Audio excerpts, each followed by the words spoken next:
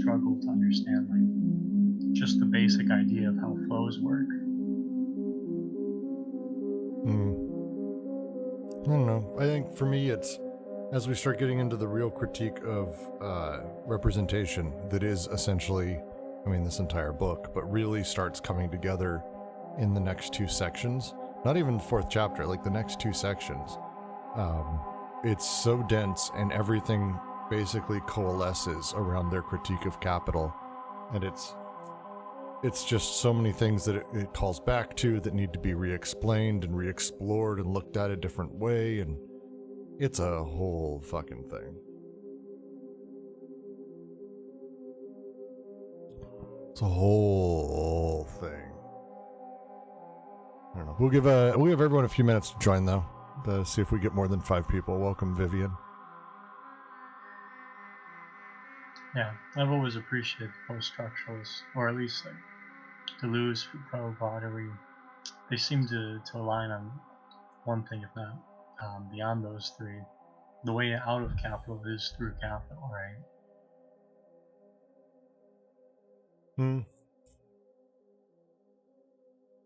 Yeah, I mean, it's... Did you just say something accelerationist?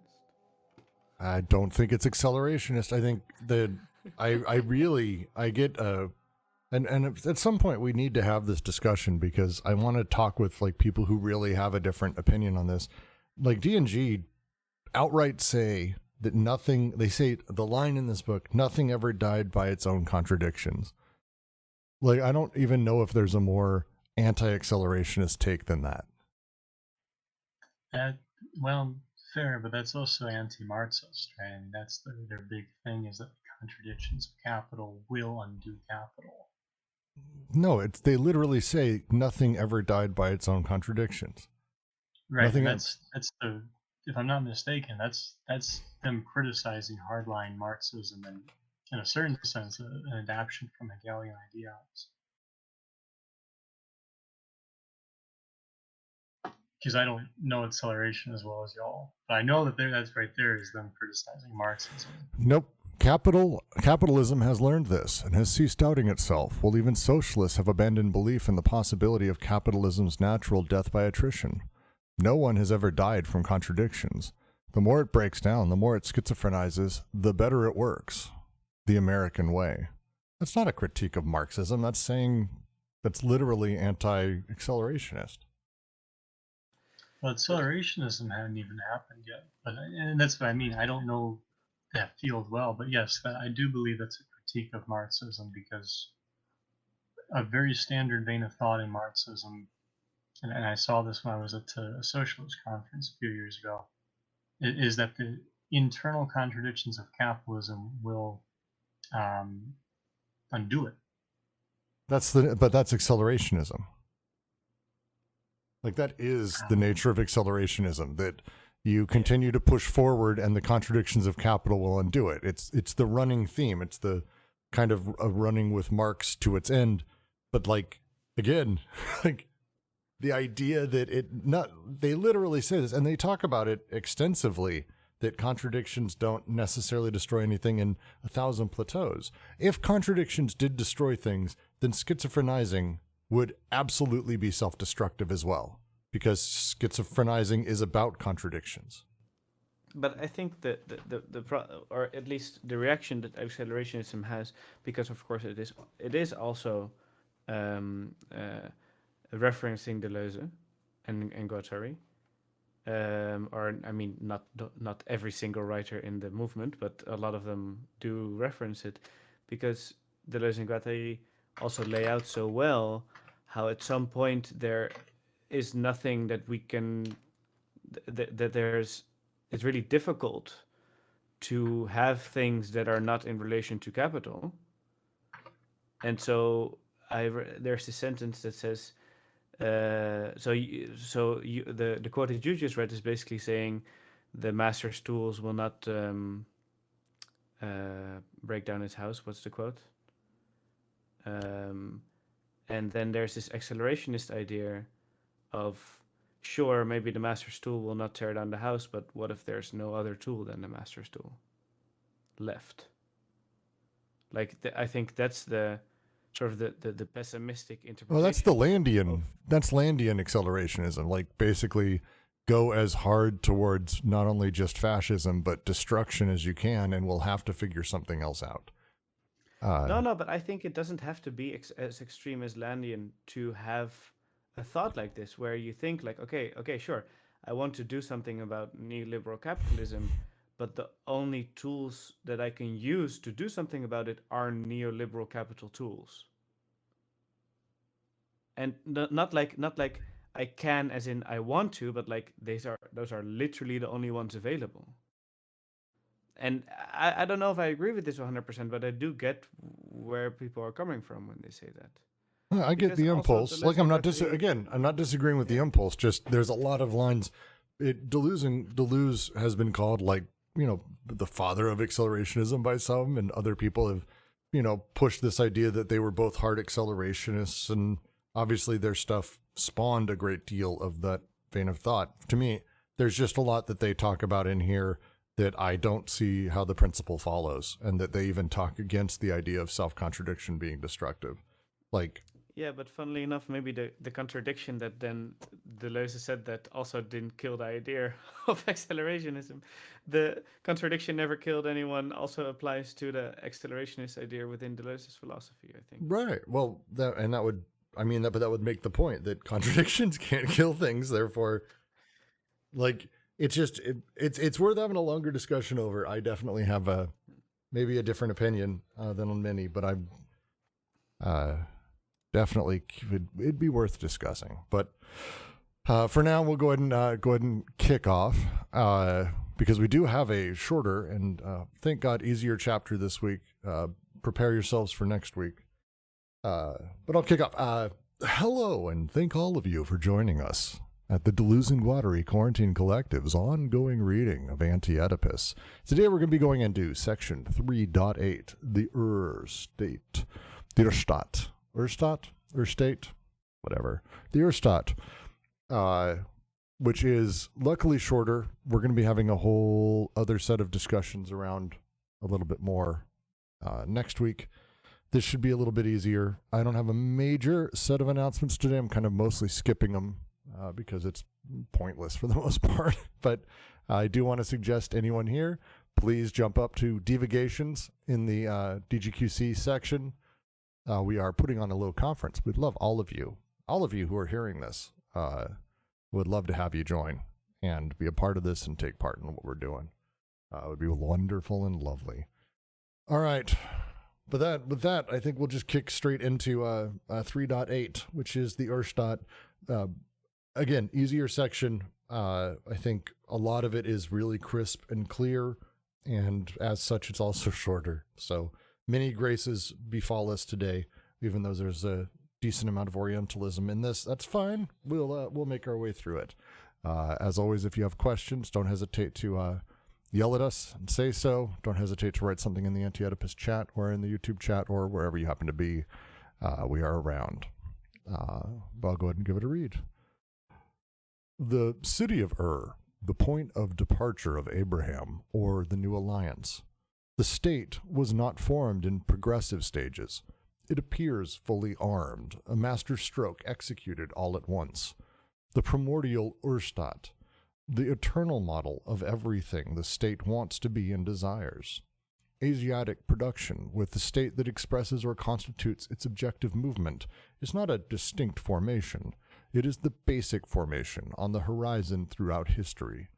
There comes back to us, from all quarters, the discovery of imperial machines that preceded the traditional historical forms, machines characterized by state ownership of property, with communal possession bricked into it, and collective dependence.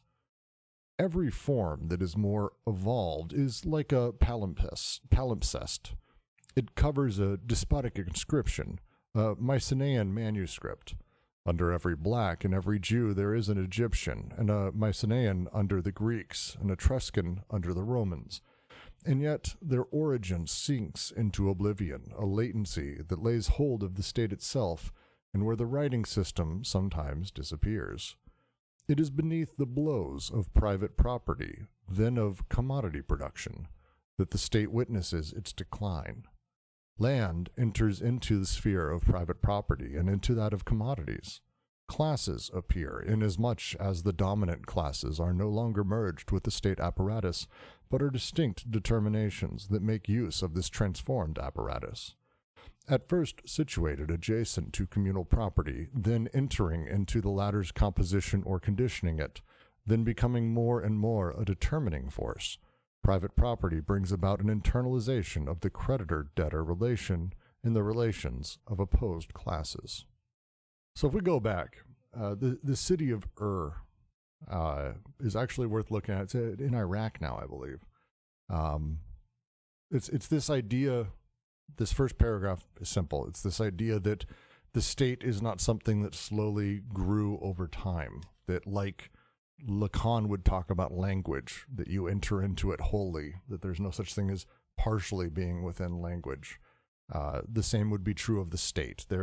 Once the state exists, its core basic form here, the Asiatic production being the state organizing small fiefdoms, kingdoms, tribes inside of its control for a larger organization.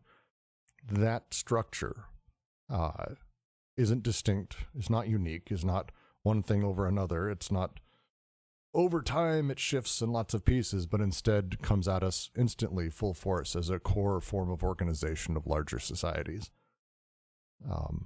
The form evolves, changes slightly, but ultimately comes back to the way that this first sort of state, the Urstaat, formed and how it functioned. It's kind of the first half of this paragraph. Any thoughts, questions on that? Am I wrong? I'd love to know if I'm wrong. This one is, again, I think a little easier, and there's a lot of really good secondary literature I've read, so I have some confidence. Yeah, I mean, I guess I would say, as I read it, it looks like they're reworking some Jungian psychology here. Because when you read the Urstaat, one's reminded of Jungian archetypes. And this is interesting because there's an important condition that makes the Urstaat possible, right? So we know that the Urstaat, if we follow Deleuze Guattari, the Urstaat was not formed in progressive stages. It appears fully armed, masterstroke executed all at once, right? So it just kind of shows up in a sense. But why does it show up? And then they will, you're right, what's the condition for it? The previous sentence, the city of the point of departure of Abraham or the new alliance. With the shifting of the socius to the despotic, one finds the conditions for this archetype, or this, whatever we like to call this, the Urstaat, to actually not only be possible, but to take over, well, I guess we'll get to what it does, but to basically make the despotic operations of overcoding possible.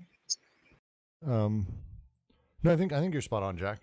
And again, I think it's an easy start here. Again, this entire section so far up to this point, this chapter, has been about defining out and building out that universal history.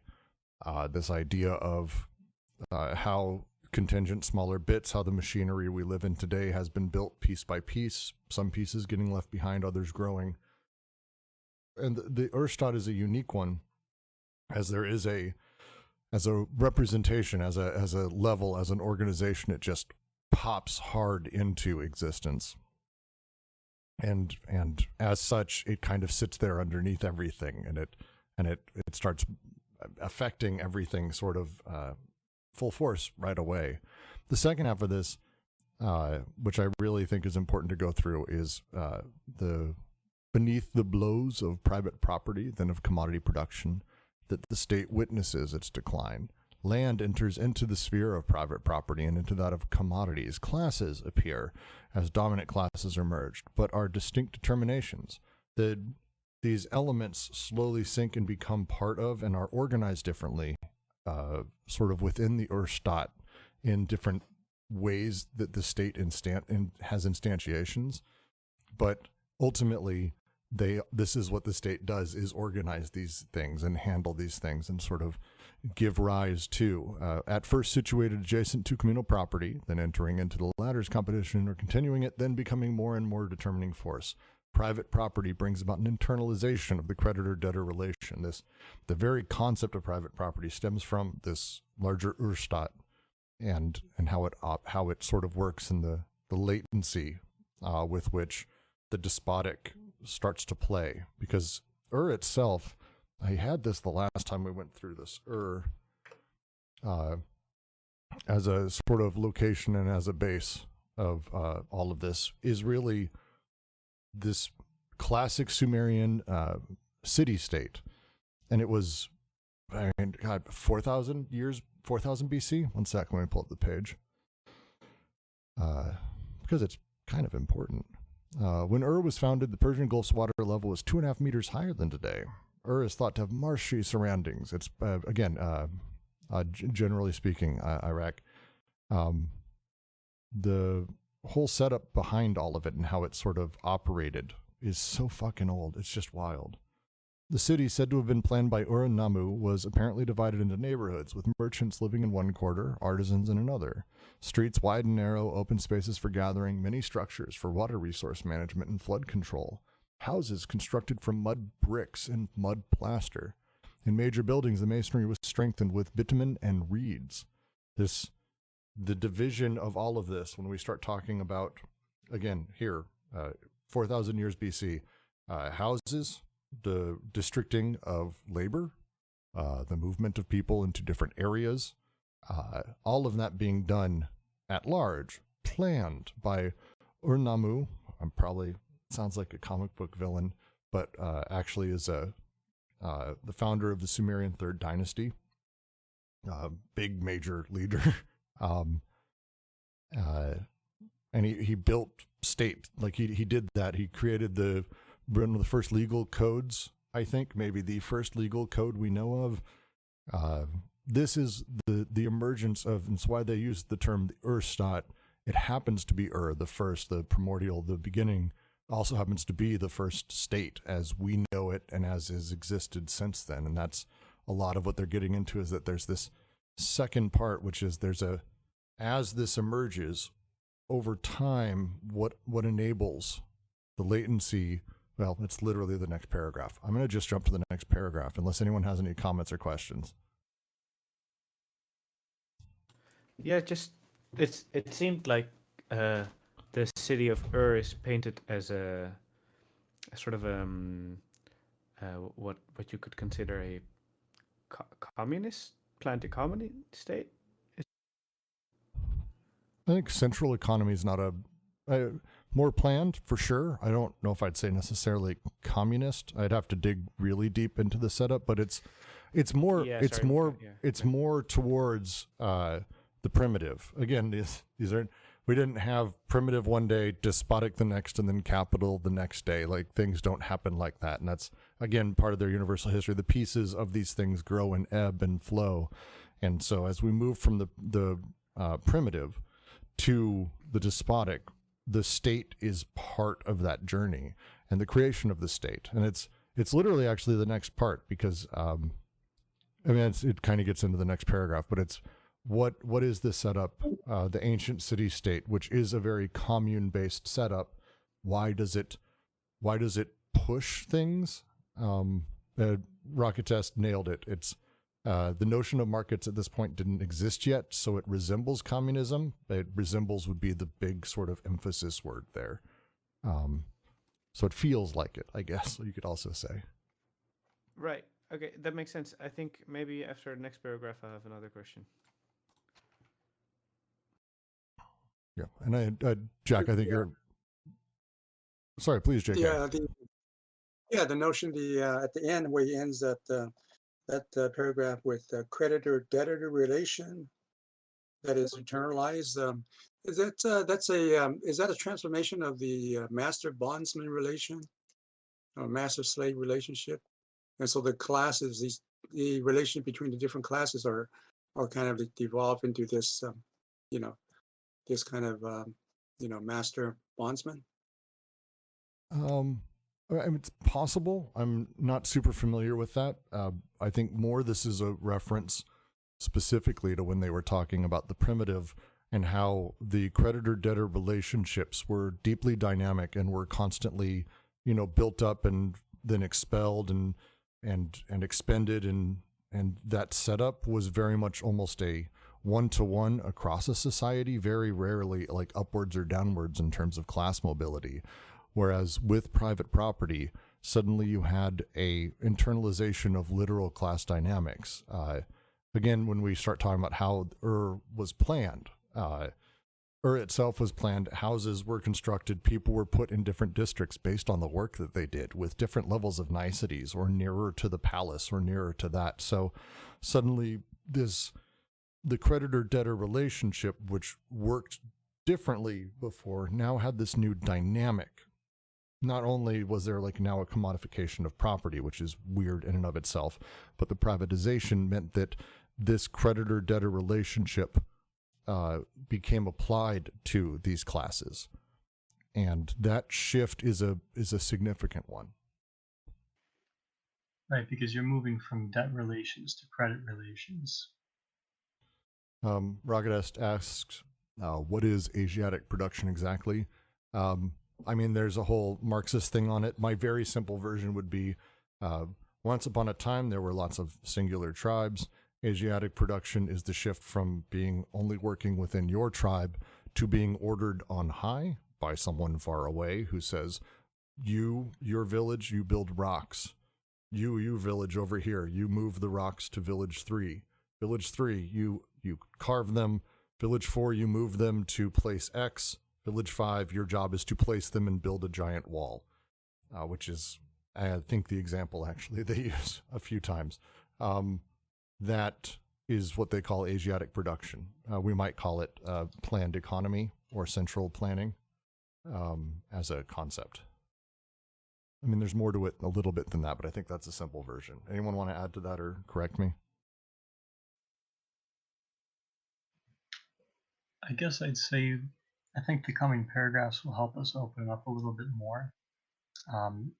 In a word, I think of Confucius when I think of Asiatic production, or like the later empires in that. But of course, there's a point they're making here, which is that the Urstaat's not only a condition by the despot socius, right? That's a condition for the Urstaat to happen, and as we'll see, as it carries into capital, right, it'll be even more critical.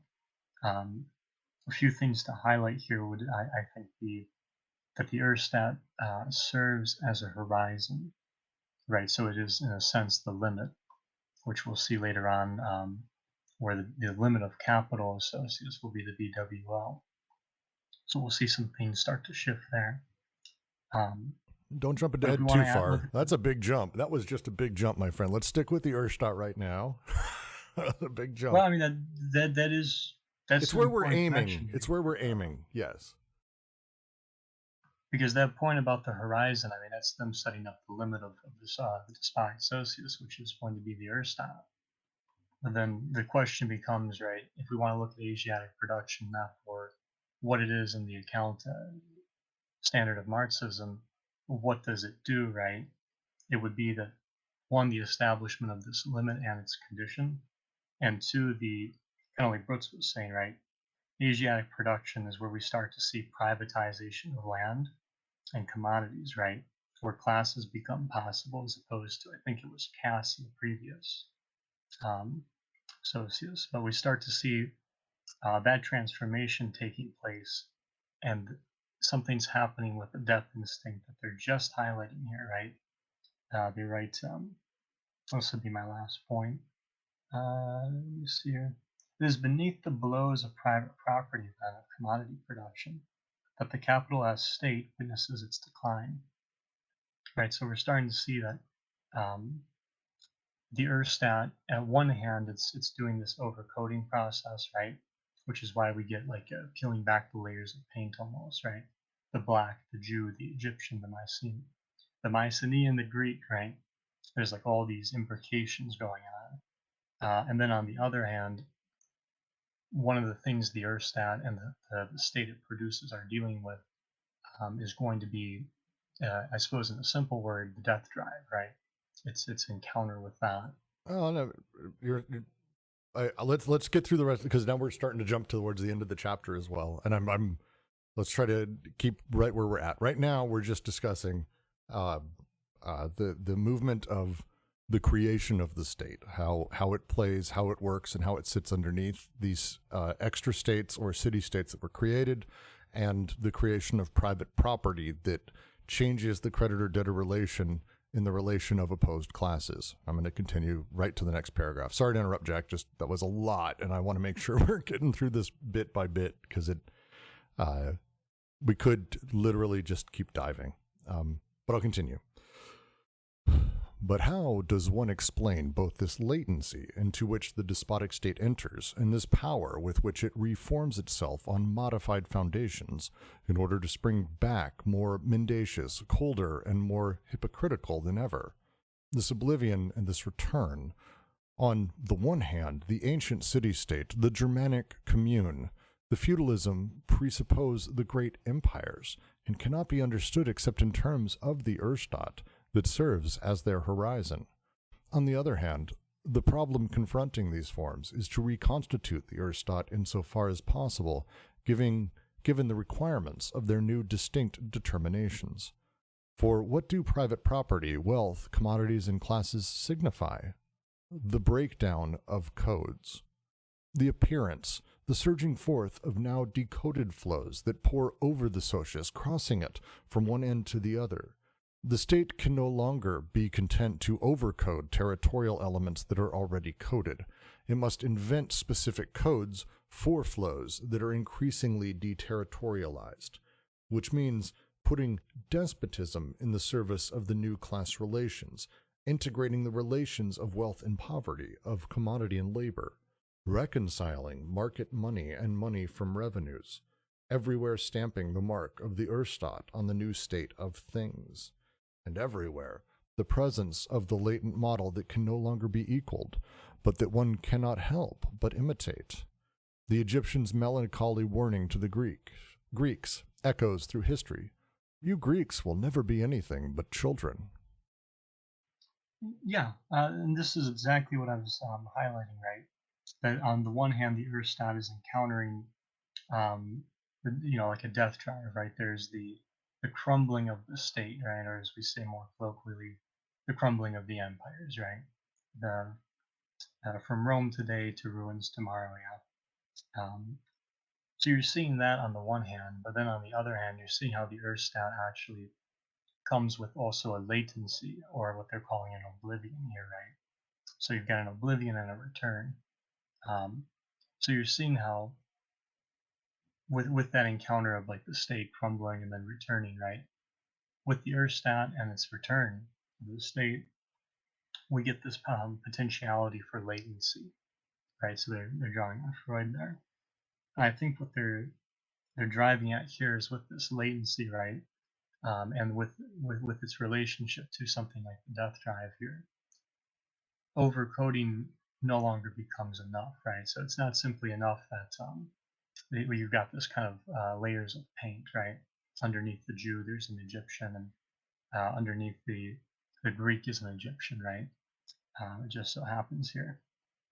But I think you've got to go even further here, right? Which is to say that what the Urstaat makes possible is also not just that that overcoding, but the breakdown of code. So we're starting to see more toward deterritorialization happening here, where it becomes possible now for, let me see here, I guess to focus on a quote, for what do private property, wealth, commodities, and classes signify? The breakdown of codes, the appearance, the surging forth of now decoded flows that pour over the socius, crossing it from one end to the other. Right, so this is the great fear of the socii at this point, is the decoded flows, or more specifically, non-coded flows. And here we have the Urstaat actually kind of mingling with them. They go on, the state can no longer be content to overcode territorial elements that are already coded. It must invent specific codes for flows that are increasingly deterritorialized, which means putting despotism in the service of the new class relations. And there's a long list here, right? But what that means is the horizon, the limit of the world, the limit of the socius and its all of its potentiality, right, is going to be put into service of mitigating the decoding that it's actually causing, right? So on one hand, the Urstaat is overcoding in that. On the other hand, it's now creating deterritorialization, where we're starting to see this problem of death and latency. That now the Urstaat actually has to, and this is where the Earth kind of comes in, the Urstaat still has to deal with coding, right? And so you have those two operations that I think they're trying to highlight right here. I have two questions. The first one being more about understanding one of the later sentences about stamping the mark of the Urstaat on the new state of things.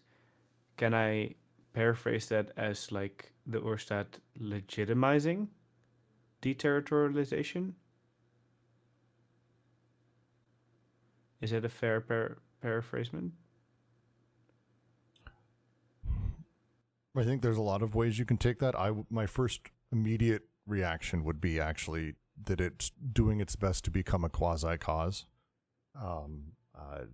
saying that it's the one doing the thing, owning it, the same way the American dollar is called the American dollar, or wherever you have the Russian ruble, the British pound, this idea that the state is the one backing it, or the state is the one doing it or owning it, that's the stamp. It's playing symbolically. Like, one of the things that they talk about a great deal is with codes and how codes are sort of controlled.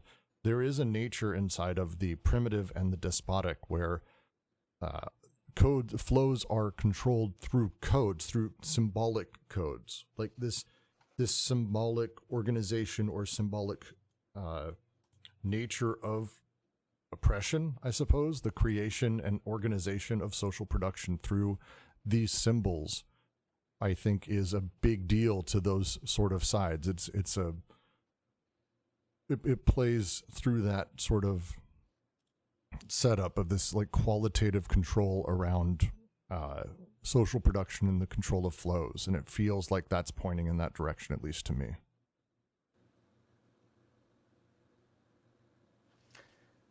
Yeah, then that kind of also brings me to my second question, and that is, I just simply don't completely understand, but this is, I think, also in other parts of the text, like how private property, wealth, commodities, and classes are a breakdown of codes or a deterritorialization, because as laid out in the same paragraph, relations of wealth and poverty are codes, right? There's a recoding that happens, but we have to think about it from think of it as the position of the state, the Urstaat, sort of sitting back and able to look through 4D time, for example, and is going back over the primitive, and the codes that are set up there are very hardcore. Like, as we talked about it in the primitive socius, shit is really rough on people. It is very particular. People are what they are. Everything is very much matched up and imminent to what's happening in, grab kind of anything. The hunters are right up against the real. The desires of what I have are coded right up against what is actually happening.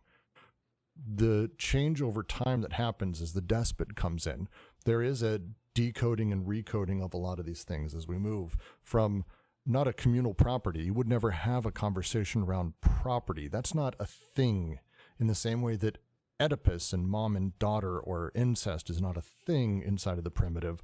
Things are coded so purely that now we're recoding them.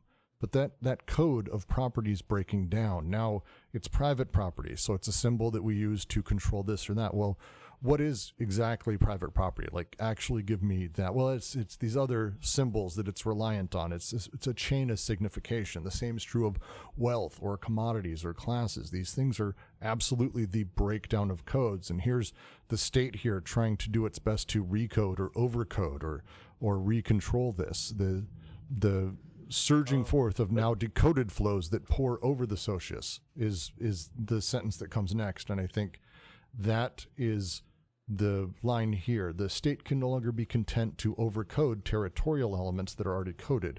It must invent specific codes for flows that are increasingly deterritorialized, which means putting despotism in the service of the new class relations, integrating the relations of wealth and poverty. The old joke, heavy be the head that wears the crown, the king doesn't control the classes. Like, he can't one day go, excellent, no more classes. He's in service to them as much as anything else. There's a weird setup that these symbols and these rules and these codes are actually the things that are running it and controlling it. That's the recoding of things by the state. But so when they say here in italic, the breakdown of codes, it's not necessarily the breakdown of the idea of all codes, but more the breakdown of the codes specifically that they were there before private property. Yeah, the codes are disintegrating and being reformed into other things. But now one thing that didn't exist, which like the concept of communal property, which was just everything is kind of everyone's, but there's a lot of rules that we have to deal with imminently. Now it's like, cool, this is communal property, this is personal property, this is private property, this is public property. And here's how that kind of works, and I've got to deal with that shit. That is a breakdown, a disintegration of the clean code to 4 things, 10 things, 100 things. And then now feel free to have a conversation with literally anyone about what any of those things mean, and you're going to get a billion other answers. Because capital is a whole fucking different beast than despotism for a whole other thing. But I don't want to get into that. So this is, again, these decoded flows are now just going nuts and going wild. And the state's here basically to put these things in control. It integrates the relations of wealth and poverty, of commodity labor, reconciles market money and money from revenues everywhere, stamping its own mark on the new state of things. This is America. This is Britain. This is Rome. This is who we are. This is the setup. This is the thing. This is the state, the Urstaat. I just find it really difficult to visualize the deterritorialized state without immediately envisioning the reterritorialization. Well, it's because it always happens together. Right. Okay. Yeah. So they just go together always. Yeah. It's the line they have is deterritorialization happens with the left hand, reterritorialization with the right. Like it's okay. Right. They're right next to each other. You can't just have deterritorialization. It's just pure unraveling. Okay. Sounds to me like this. He's describing kind of a cycle of occurrence that happened in the ancients, between the state, private property, and these kind of debtor credit relationships that you could say that are repeated maybe throughout history in different societies, and it's going to be back to our modern capitalism, which is you could think of it in those terms that it's it's going through a kind of a similar process. I know I heard someone else wanting to jump in there, so I'll leave it open for a second. Was it you, Jack, wanting to jump in? Or maybe Seraph? Yeah, I was just saying that what he's describing, classes and private property is just exactly what our modern capitalism is like, and there is this. He describes these kind of communal relations that occurred, but then it's transformed, and you could think of it in modern terms, right? What's happening today. Absolutely. Well, and they're one of the big things they're doing here is they're trying to pull apart from the socius the state, because one of the great challenges, I mean, just in leftism in general, is understanding that the state isn't what does everything. Like, there's this very simple conceptual representation of power that is, the state is the economy. America is all of these. It's like, look, there's pieces of all of these things that are functioning. They're the social machines that are part of this entire nightmare that we're living in. It's not just like this one thing. Like right now, our problem isn't just capital.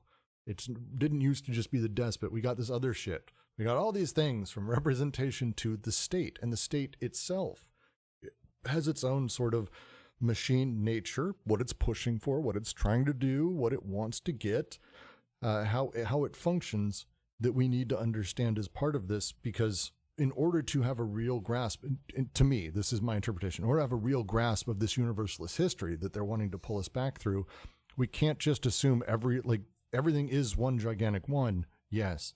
But when we go back, we can't just assume that the economy and state and power are all part of the same mechanism. They're fucking not.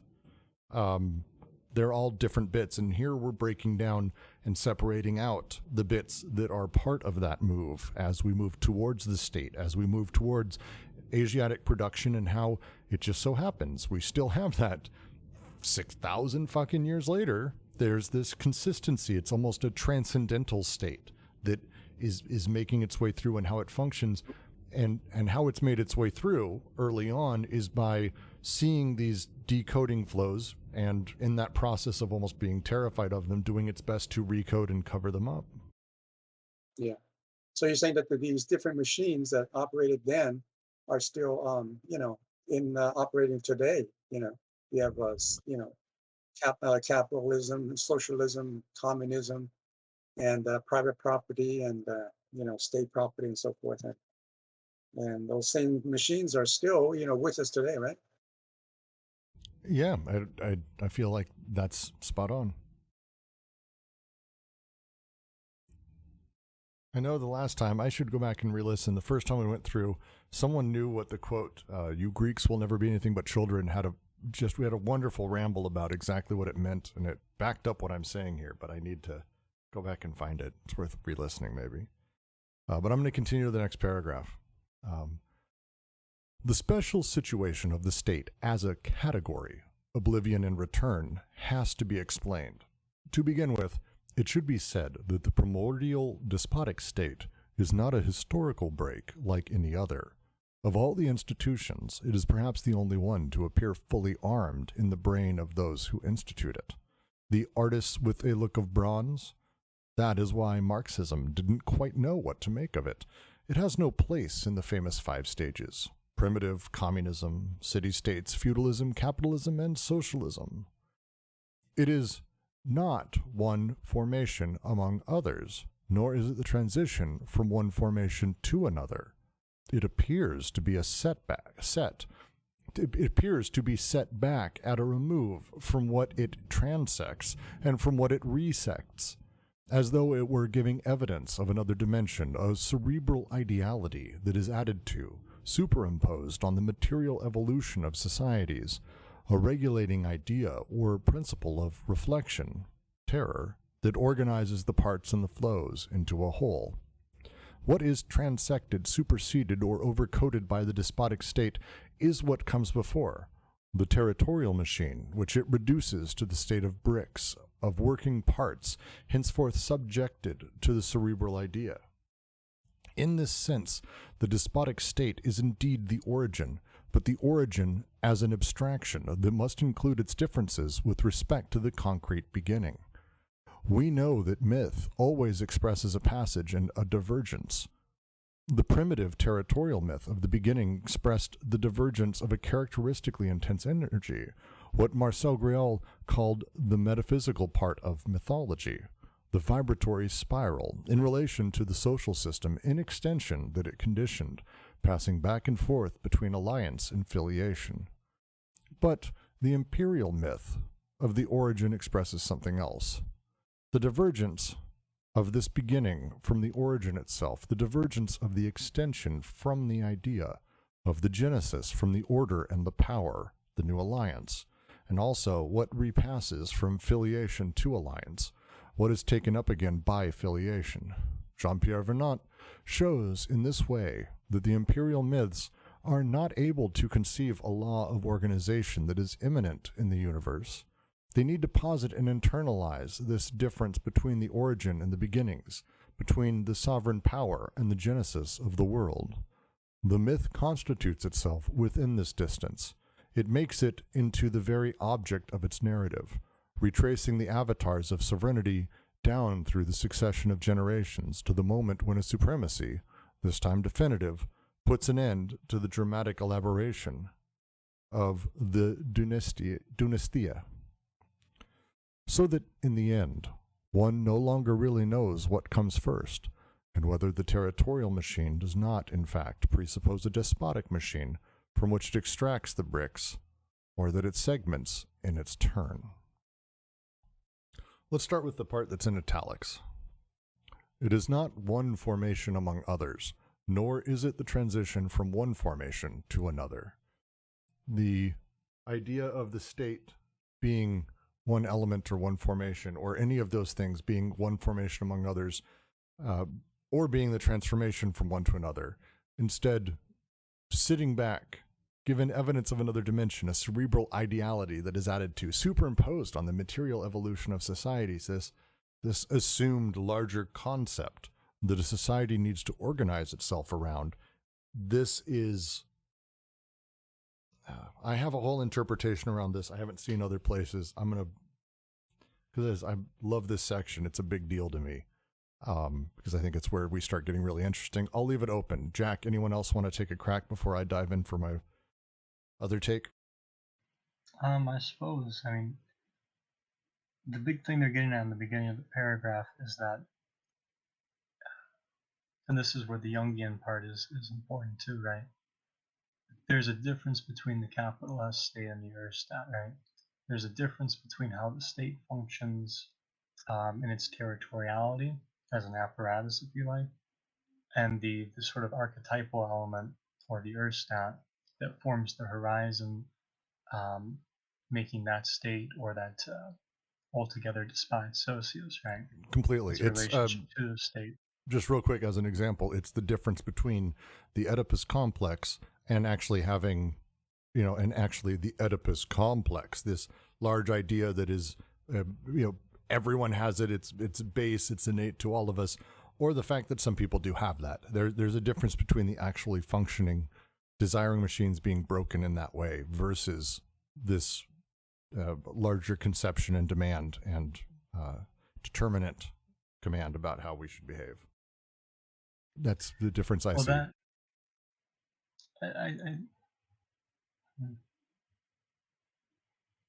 No? I think I follow. If what you're saying is that there's a difference between the limit and what the limit makes possible in the apparatus, right? Or There's the difference between the actual functioning thing and the representation we demand a thing be in the shape of. See, it's less a representational issue for me because, especially because it's so interesting how it functions with socios. The thing I'm getting out of it is more so that the place of the state is conditioned upon the Urstaat, right? And the way that the despotic has its reciprocation with the Urstaat includes the processes of overcoding and, in the same vein, right, a deterritorialization problem that brings back the necessity, reaffirms the necessity of coding, right, which is why it's going to transect the Earth. What the Earth does as mega machine, the despotic still has to deal with, and the Urstaat seems to be part of what's going to be, since it's a limit, right, what puts that codification into process. And so as I'm seeing it, I mean, especially with the cerebral ideality, what they're getting at is the introduction of, if you kind of take the Holland squint, right, it's the signified, right, we're moving to a mental, to an internalization problem, because of what's happened to writing and speech, how they've changed here. So to me, this section deals a lot with sort of a push towards understanding that the state, to kind of what I was trying to say earlier, that we have the state. Like, America is a country. I'm not going to say that there's no such thing as a state. But there is an assumption that this is how states have to be.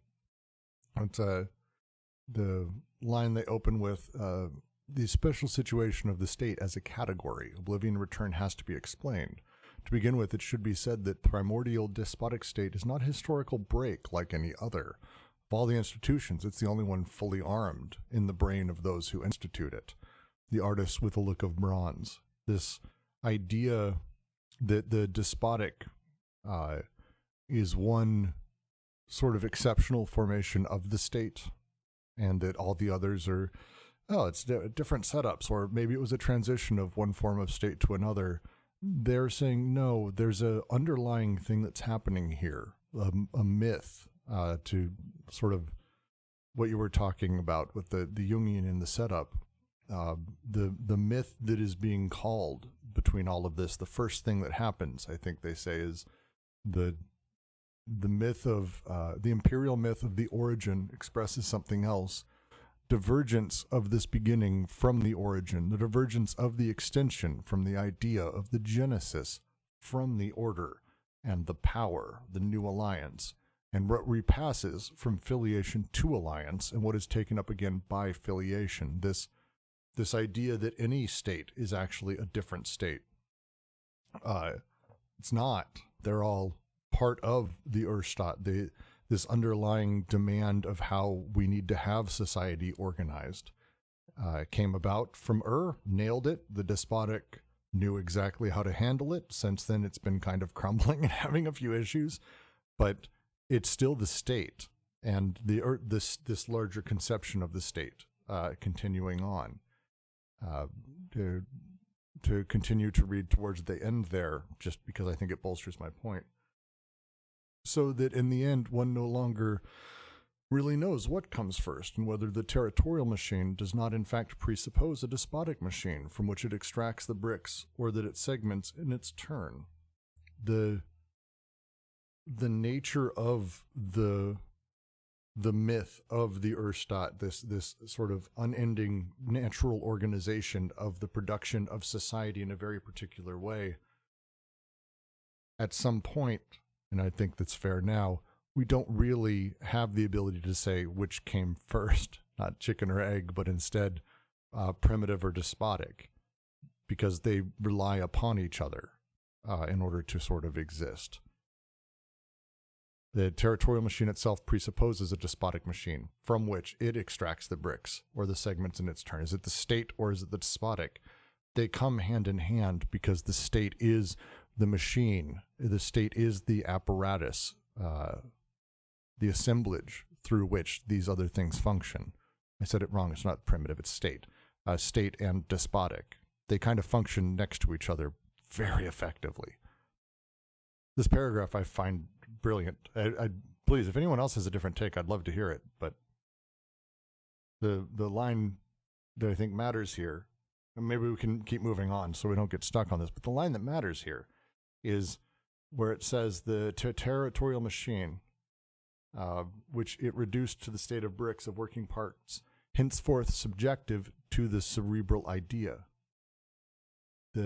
In this sense, the despotic state is indeed the origin, but the origin as an abstraction that must include its differences with respect to the concrete beginning. We know that myth always expresses a passage and a divergence. Primitive territorial myth of a beginning expressed the divergence of a characteristically intense energy, what Grial called the metaphysical part of mythology, the vibratory spiral, the social system and extension that it conditioned passing back and forth. But the imperial myth of the origin expresses something else, a divergence of this beginning from the origin. The play there, I feel like they're making here is pushing very much towards the state as an assemblage that we don't know that we have, kind of. Maybe I'm misreading. I'd love anyone, please correct me on any of this, but it's one I've been really stuck on whenever we read this. It happened last time, and it happened about 2 months ago when I did a side reading of this. It's the imperial myth. We'll come back to it. I do want to keep reading. Does anyone object to moving on? That's fine. Maybe we can take that up at the end, because I'm having a little bit of trouble putting it all together in my head. So maybe we can talk about it more and take that perspective and see how it fits with this section. Yeah, we'll have a longer discussion. I think it's worth it. All right, to continue. In a certain sense, it is necessary to say as much in regard to what comes after the primal state, in regard to what is resected by this state. It supersects what comes before, but resects the formations that follow. There, too, it is like an abstraction that belongs to another dimension, always at a remove and struck by latency, but that springs back and returns stronger than before in the later forms that lend it a concrete existence. A protean state, yet there had never been but one state. Whence the variations, all the variants of the new alliance, falling nevertheless under the same category. For example, feudalism not only presupposes an abstract despotic state that it divides into segments according to the regime of its private property and the rise of its commodity production, but the latter induce in return the concrete existence of a feudal state in the proper sense of the term, where the despot returns as the absolute monarch. For it is a double error to think that the development of commodity production is enough to bring about feudalism's collapse.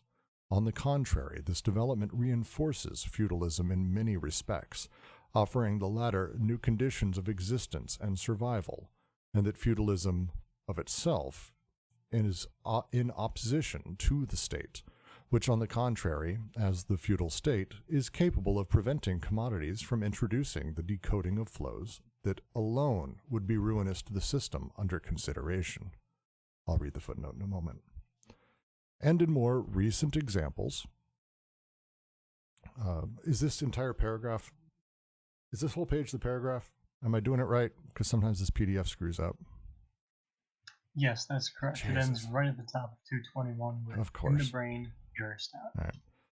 And in more recent examples, we have to go along with Wittfogel when he shows the degree to which modern capitalist and socialist states take on the characteristic features of the primordial despotic state.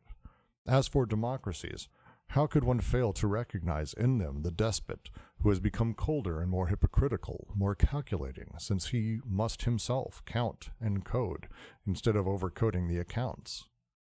It is useless to compose the list of differences after the manner of conscientious historians. Village communes here, industrial societies there, and so on. The differences could be determining only if the despotic state were one concrete formation amongst others, to be treated comparatively. But the despotic state is the abstraction that is realized, and imperial formations, to be sure, only as an abstraction, the overcoding immanent unity. It assumes its immanent concrete existence only in the subsequent forms that cause it to return under other guises and conditions. Being the common horizon for what comes before and what comes after, it conditions universal history only provided it is not on the outside, but always off to the side, the cold monster that represents the way in which history is in the head, in the brain, the Urstaat. To read the footnote, Maurice Daub has shown how the development of commerce, of the market, and of money had very diverse effects on feudalism, at times reinforcing serfdom and the whole array of feudal structures, studies in the development of capitalism. Francois Hincker has elaborated the concept of state feudalism to show how the French absolute monarchy, in particular, maintained the productive forces in commodity production in the framework of a feudalism that did not end until the 18th century. And that's one thing I've always appreciated about this section is that the pains they're taking to, at least as I read it, right, feudalism itself is not a form of capitalism, which I believe does align with like contemporary economic theory, but that is really critical, right? Because what will happen with something like mercantilism or more so like full-on capitalism that in a sense displaces the despotic, altogether reconfigures the Urstaat in its full, right? It hasn't taken place yet. Yeah, and I think a big section of this, the stuff that stands out to me here is, again, going back and saying that there is this thing sitting there on the sidelines, apparatus perhaps of sorts, that is sitting sort of haunting all of these elements off to the side, the cold monster that represents the way in which history is in the head, in the brain, the reorganization of these elements, the thing that remolds history in order to control it and to recode it and place it into these states that is ultimately the thing sort of waiting, that is able to place us into our location from leader to subject, for example, in the class structure, or is able to sort of organize and code flows properly. There's a element that's always sitting there as it's continually the thing that's doing it.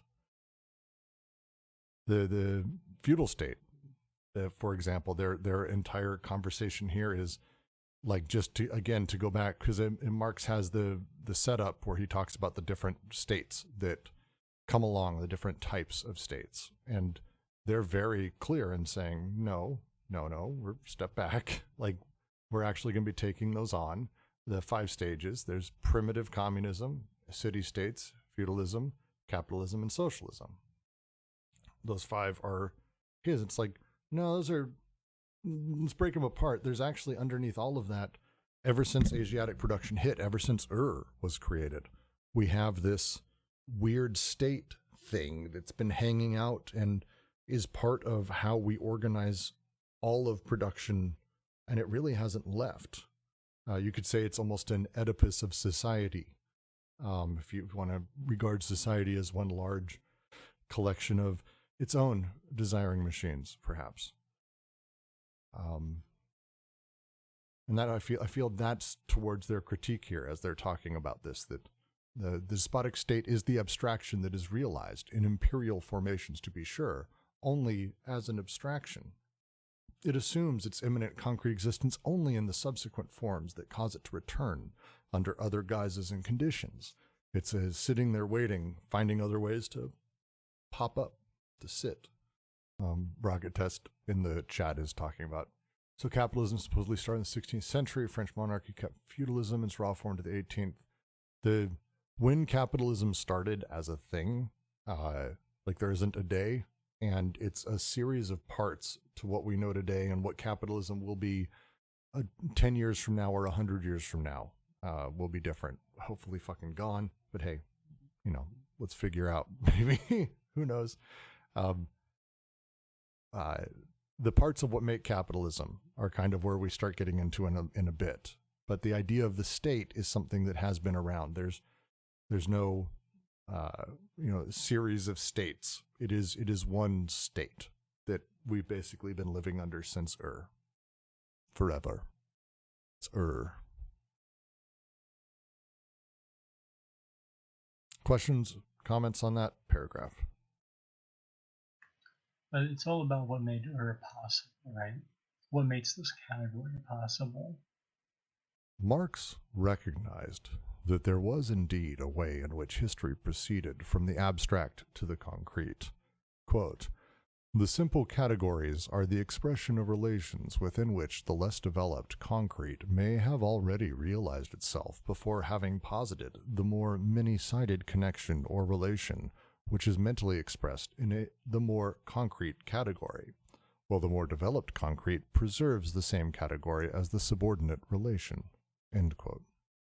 The state was first this abstract unity that integrated sub-aggregates functioning separately.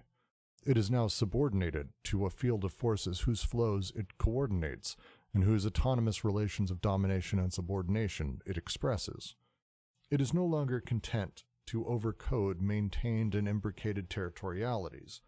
It must invent codes for the decoded flows of money, commodities, and private property. It no longer of itself forms a ruling class or classes. It is itself formed by these classes, which have become independent and delegate it to serve their power and their contradictions, their struggles and their compromises with the dominated classes. It is no longer the transcendent law that governs fragments. It must fashion as best it can a whole to which it will render its law immanent. It is no longer the pure signifier that regulates its signifieds. It now appears behind them, depending on the things it signifies. It no longer produces an overcoding unity. It is itself produced inside the field of decoded flows. As a machine, it no longer determines a social system. It is itself determined by the social system into which it is incorporated in the exercise of its functions. In brief, it does not cease being artificial, but it becomes concrete. It tends to concretization, while subordinating itself to the dominant forces. The existence of an analogous evolution has been demonstrated for the technical machine, when it ceases to be an abstract unity or intellectual system reigning over separate subaggregates to become a relation that is subordinated to a field of forces operating as a concrete physical system. It began as an idea, a way to organize and handle the production underneath it of multiple disparate conglomerations of people, and over time hardened, concretized, became the thing, the shape, the necessity that even the machines no longer being under its control now utilize it to manage the flows and the coding overall. No longer content to overcode maintained and imbricated territorialities and must invent codes for the decoded flows of money, commodities, and private properties. It no longer of itself forms a ruling class or classes. It is itself formed by these classes, which have become independent and delegate it to serve their power in contradictions, struggles, and compromises with the dominated classes. I love this section. Sorry, my brain's going places. Does anyone have questions on this? This is obviously going through here, talking through Marx and the nature in which the concretization of the state has happened, how it moved through time, how it went from the core idea, concept, all the way through to the actual physical systems that we know today, or than we knew back then, the form of such things. As a machine, it no longer determines a social system. It is determined by the social system into which it is incorporated in the exercise of its functions. Again, and maybe I don't need to explain it a second time, but I just really like that phrasing. JK, please. Yeah, because I think he just basically saying that the state originally was an abstract idea to regulate and integrate the flows of money and power, free trade and so forth. But then it became a tool by the people with power, with more surplus value, with the ability to control these flows. And you have, for instance, lobbyists in Washington paying off politicians, in the pockets of these corporations, and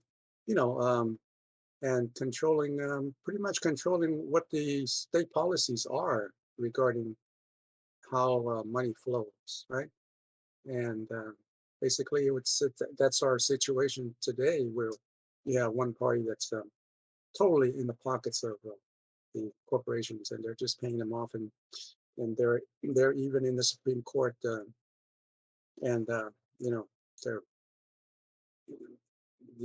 the state is now controlled by the dominant classes.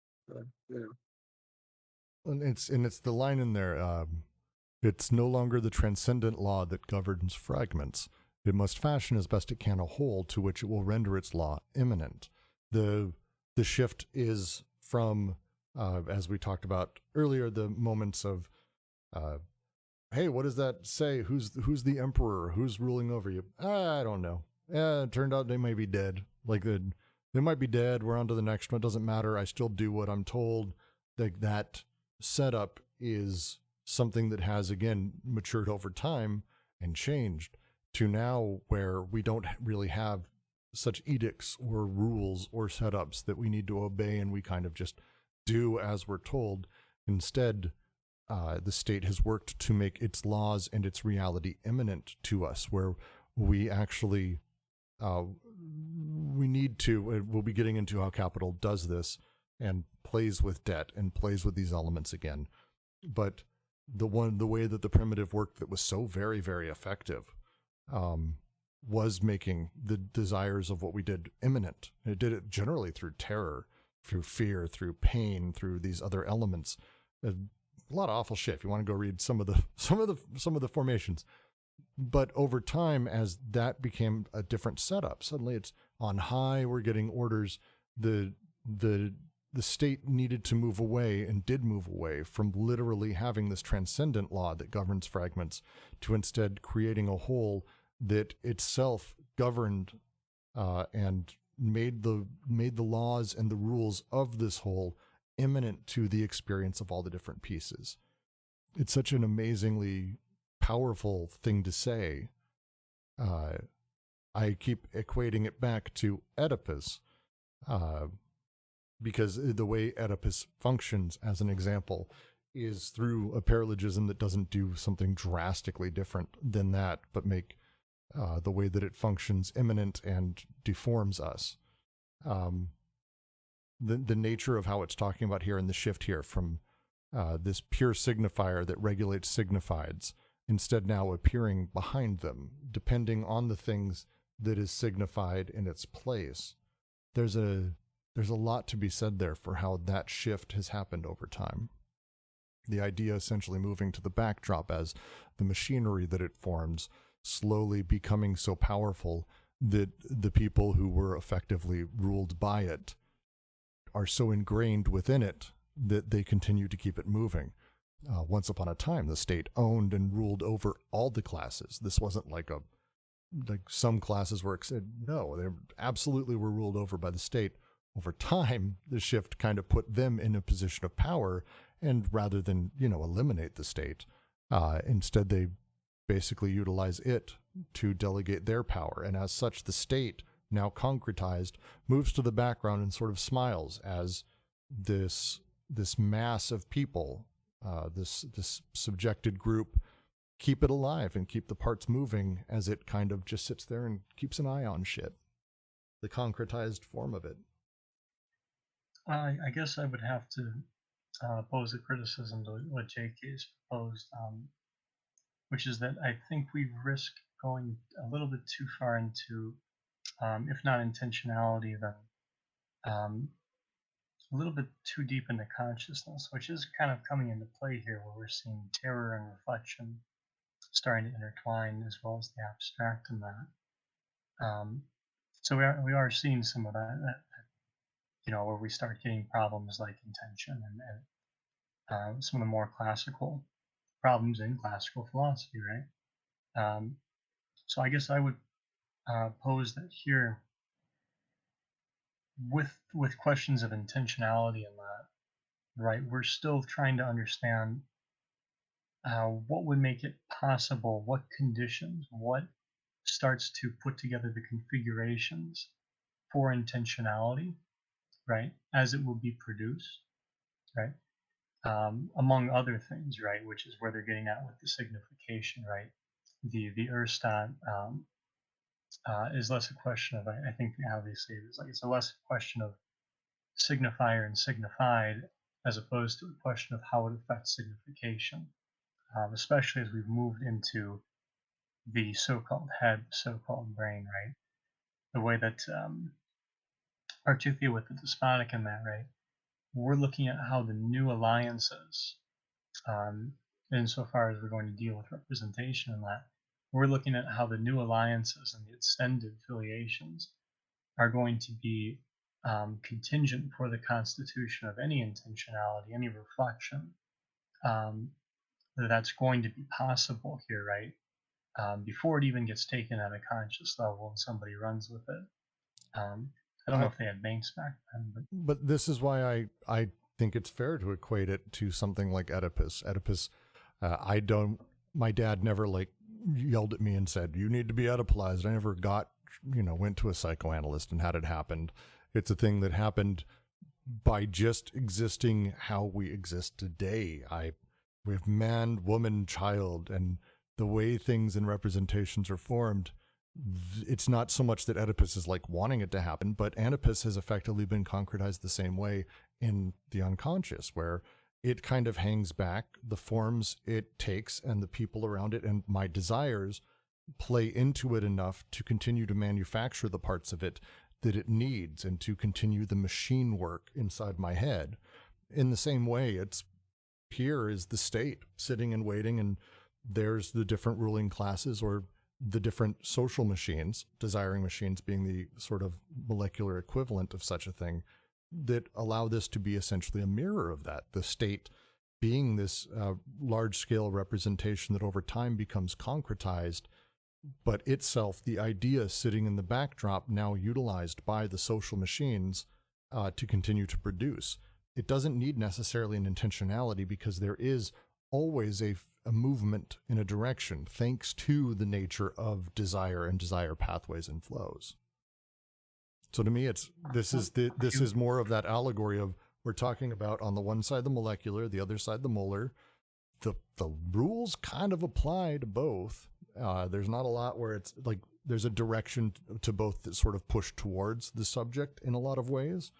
But this is examples of how that happens and the directions that they push back and how the society pushes Oedipalization and representation down in, but subjects utilizing their Oedipalization pushing upwards create the state. And the state exists as much real as Oedipus does. I guess I would say if we want to work in Oedipus, I mean, like 216, 215, 217, where they're going into some of the things Oedipus does during the despotic. I think we would need that, right? Because there's a way in which we have to take the pains to work out the Urstaat's relationship to Oedipus.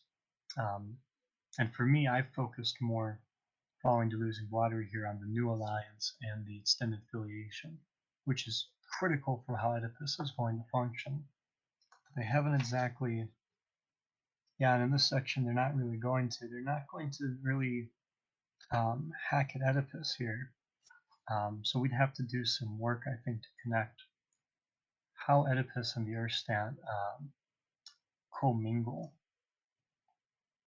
I'm not saying they necessarily commingle, but maybe I'm making my point poorly. More or less, I'm talking about the nature of the state, utilizing the social machines to organize in a very specific way until they're effectively hardened and unchanging and concretized, and then stepping back and allowing the social machines that are a part of it, which includes subjects, the different classes, different people with different preconscious desires, to continue to create it and give itself a place. As it says, it how do they phrase it? Ceases to be an abstract unity or intellectual system reigning over subaggregates to become a relation that is subordinated to a field of forces operating as a concrete physical system. The idea made real through repetition of the apparatus that it is a part of. And that is literally the same thing as how and like that is how Oedipus works within the unconscious. Like the entire chapter 2 is essentially that critique, and the way that production of desire and desire production functions in that same way over time, hardened towards representations then fuck with further representations and move things into very specific plates and concretize them until we believe that we exist. Lo and behold, the state exists. I don't think it's a wild thing to say that there's some kind of relationship or mirror image of that across the subject divide between molar and molecular. Well, let's keep going. With one paragraph left, and then we can finish discussing. So let me just punch. Please. Ask a question about that statement at the end of that one paragraph where it says, "You Greeks will never be anything but children." Are they? Is he kind of making a sarcastic remark about the Greeks who thought that they could establish this kind of democracy that in which everything is going to be fair and continue on the same way? Or it was so they were kind of naive about think of that. Then when in fact this is the kind of process that's already at work in that society where where the state was going to be maybe taken over by the opposing by the classes that are, and then the dominant classes will will be in control, right? It it's not exactly sarcastic, um, though it does kind of slap you in the face. I think they're sincere when they quote the word warning because how Right. I read that is the Greeks don't realize that they're doing as the Egyptians do and did, right? Mhm. And yet at the same time, they believe, just like the Egyptians would, that they are doing something sort of new and that they've made a break, right? Which is your despotic, and that's the historical break in that. The Greeks, like anything else here, right? The Jews, the Mycenaeans, the Phoenicians, and that they pointed out because of the process of overcoding and that. The deterritorialization and the recoding, the reterritorialization processes are not exactly lost on them, but at the same time, the way that it reconstitutes them, as opposed to a complete, absolute, change, like right, like historic history would be just cut off there, and all of a sudden everything starts afresh. Just like they're saying, Deleuze and Guattari are saying with with the imperial, with the barbarian socialism, that you have the problem of a beginning taking over from an origin, or the beginning of the despotic socius. Um, and that's kind of what the Grial myth and that is getting at, I think, where that beginning seems to supersede an origin. So, like, even if you think of like the theogony and the way that the Olympians um, take over from the Titans, right? And you've got the Titanomachia and the war against the Titans. In the same way, right? It's tempting to just say, right, they've become the Titans. But at the same time, they are doing different things. But what they miss is the continuity of the socius and the way that the two operations of deterritorialization and overcoding, right, which implies the coding processes of the earth and that is being, on one hand, right, it's in progress, it's being used and all of that, but on the other hand, it's being kind of almost taken for granted. It's the line very. I don't think I'm disagreeing with you, Jack. I didn't fully follow a lot of what you said. I'm sorry, because there's a lot that said there. I'm still processing, but the line specifically is the Egyptians mocking the Greeks that they don't have 1,000-year-old traditions, that the things that they're doing and the way they're going about it, they will not have forward moving sort of continuity. As you said, the continuity of socius or the continuity of state or whatever it may be. It's the way that the Urstaat needing to continually reinvent itself based on, whatever's happening or decoded flows. As such, creates these breaks, the oblivion in return, the shifting of meaning, the symbolic meaning, and that line between the priest and Solon is intended to be the Egyptians mocking the Greeks for that, because the Egyptians have this one long giant story that they all know, and they have traditions and all of that, and the Greeks comparatively didn't. Right. And so the Greeks, democracy and so forth, gave way to the Roman Empire, and so it really basically it comes down to a shifting of power, right, from one, maybe dynasty to another, and it's like a cycle. I think of the dynasties in China, shifting from one to another. It's just you know, uh, it looks like a repetition of a similar cycle. And I think you're on the right track there. I don't think it's about the shifting of power in that. If we go back to the usage of the first principles of paranoiac knowledge, right, the process of deterritorialization in that, which is kind of what you're getting at with your circle, that's where I think especially where they, um, in what they're quoting, that could be a mockery. But Deleuze and Guattari also um, consider it a warning, right?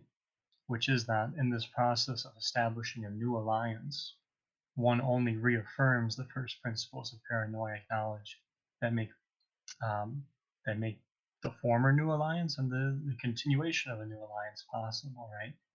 So with your circularity, with your cyclicality there, with your process, there's a question of how it's operating, right?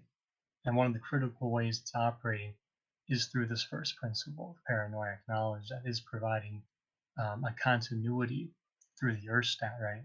At a higher, well, I should say higher, at a more, shall we say, uh, shall we say, perhaps refined level that is making all of this possible and working on the instantiations that will follow. So with the Greeks and the Egyptians, in either case, you've got the empire, you've got the democracy, you've got all these different configurations that happen throughout their histories, right? Greece goes from empire to democracy. Egypt has its own um, mainstays as far as state organizations go. But in that there are state organizations, the Urstaat is implicated here. And I think that's what's lost on the Greeks, as much as it was probably lost on the Egyptians, is that in the nice part, right, the first principle of paranoid knowledge does suggest that you are making a complete break and that things are radically changing. However, it's a reconfiguration of the Urstaat through the principles of latency and I think it was latency and overcoding. I think it was how they said it in the first paragraph. Sorry, oblivion and the return. That's what it was. That's what you're getting your cyclicality from, the oblivion and the return. Right, there is that consistency. And just to jump in, the story is actually from Platonic dialogue, story Plato's telling between Solon and an Egyptian priest.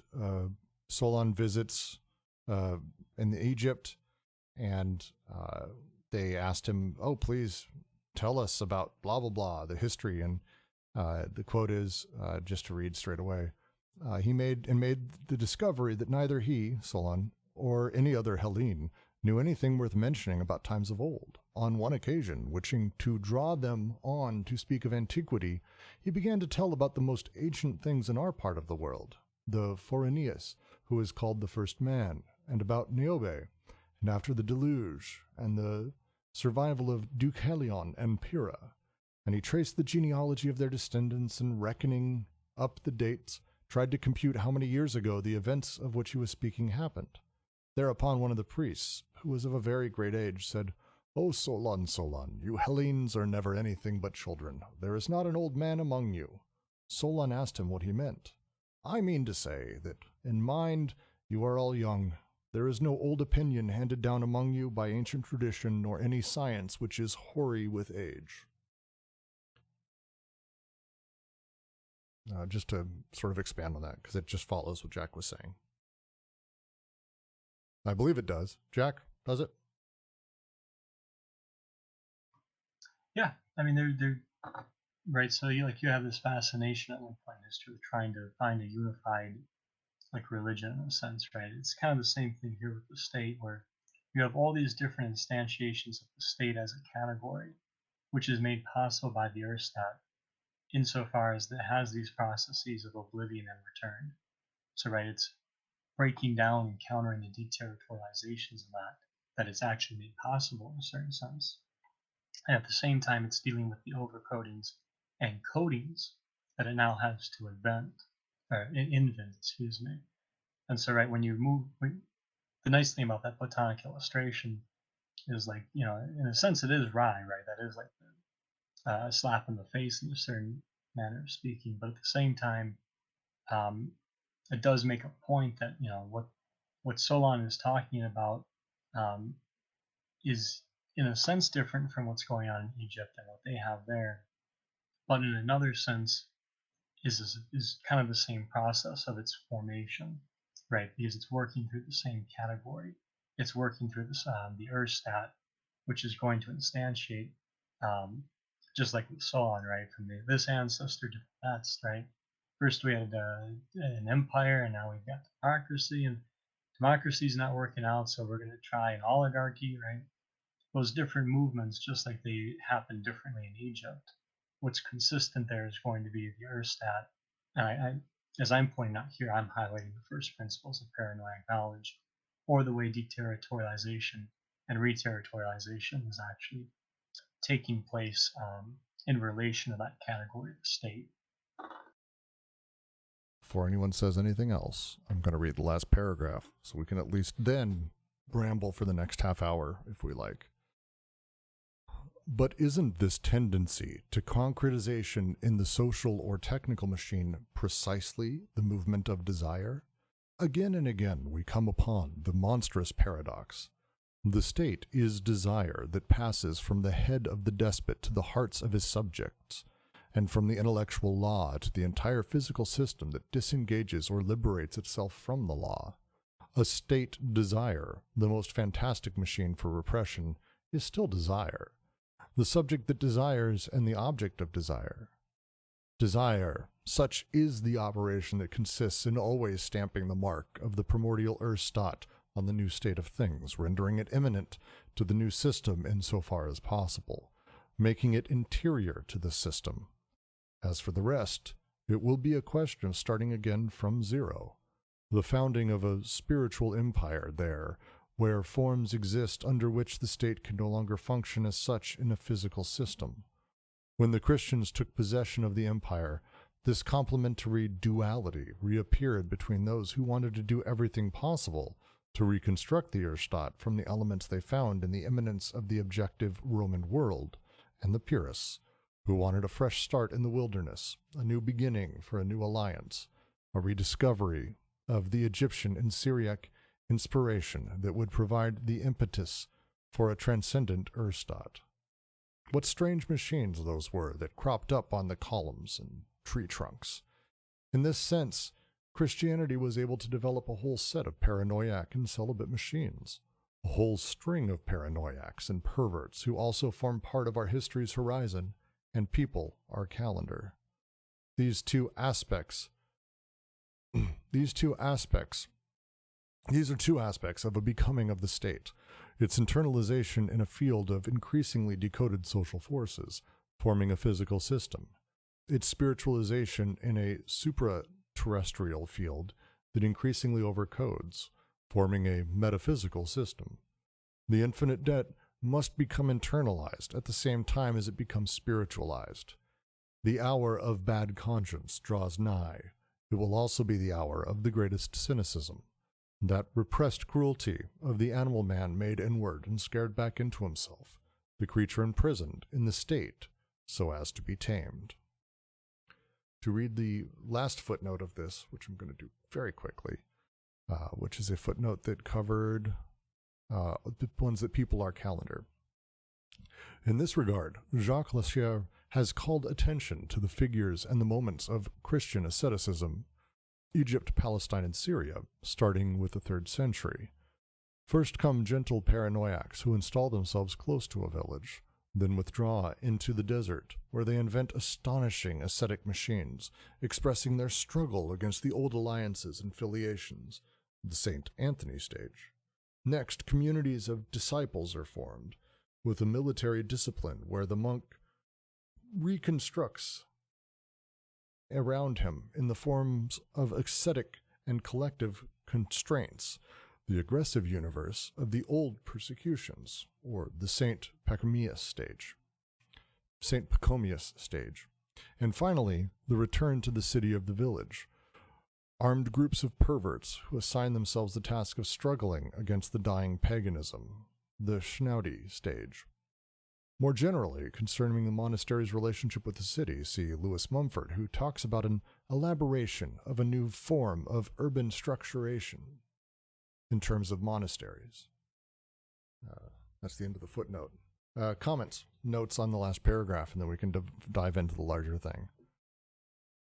I'll open up. The first half of this, because there's a second half as well that pushes towards Christianity as an example. But the opening here to talk about the movement of desire, the concretization of social or technical machines, to go back a few steps to when J.K. brought up intentionality or the way the state wants to be or things like that.